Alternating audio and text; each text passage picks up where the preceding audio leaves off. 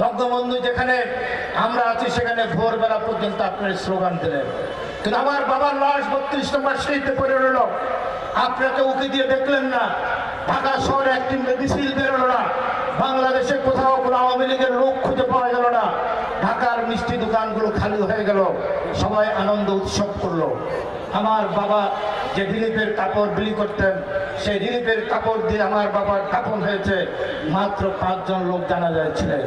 এটা অত্যন্ত আক্ষেপ করে বলেছেন, আমরা মুসলমান হিসেবে বিশ্বাস করি কোন মুসলমান যদি সৎ কাজ করে, দেশের বিরুদ্ধে যদি কিছু না করে, কোনো মুনাফিকি না করে, সে গরিব হোক ধনী হোক, তার মৃত্যুর পরে তার এলাকার মানুষ, হাজার হাজার মানুষ তার জানাজার মধ্যে দিয়ে তার বিদায় দেয়, তার প্রতি সম্মান প্রদর্শন করে। শেখ মুজিবের ভাগ্যে কেন 5 জন লোকের জানাজা জুটলো? নিশ্চয়ই দেশের বিরুদ্ধে, জাতির বিরুদ্ধে, এই 18 কোটি মানুষের বিরুদ্ধে তার কোন ষড়যন্ত্র ছিল। সেই কারণে আল্লাহ তার ভাগ্যে সেটা নির্ধারণ করেছেন। আমাদের প্রিয় নেতা শহীদ প্রেসিডেন্ট জিয়া রহমান চট্টগ্রাম সার্কিট হাউসে কিছু বিপদগামী সৈনিক দ্বারা উনি শাহাদাত বরণ করেছেন। ওনার মৃত্যুর সংবাদ শোনার পর সারা পৃথিবীতে একটি শোকের ছায়া নেমে এসেছে। মুসলিম বিশ্বে 7 দিন ব্যাপী শোক পালিত হয়েছে, বাংলাদেশে 40 দিন ব্যাপী শোক পালিত হয়েছেন। এবং ওনার লাশ যখন ঢাকা শহরে আসলো, তখন একটি সমগ্র ঢাকা শহর একটি জানাজার শহরে পরিণত হয়েছে।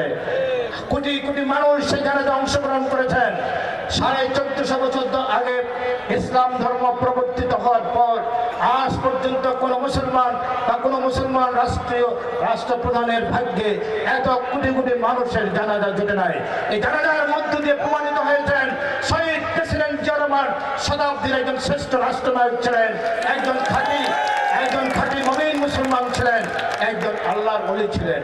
তাই বলতে চাই, আপনারা নিশ্চয় দেখেছেন ওনার গলায় একটি রূপার চেইন, একটি কবজ থাকতো।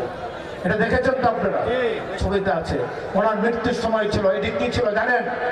এই রূপার চেইনের মধ্যে 30 পারা কোরআন শরীফ বুকে রেখে যিনি রাষ্ট্র পরিচালনা করতেন, তার চেয়ে ইমানদার লোক হতে পারে না।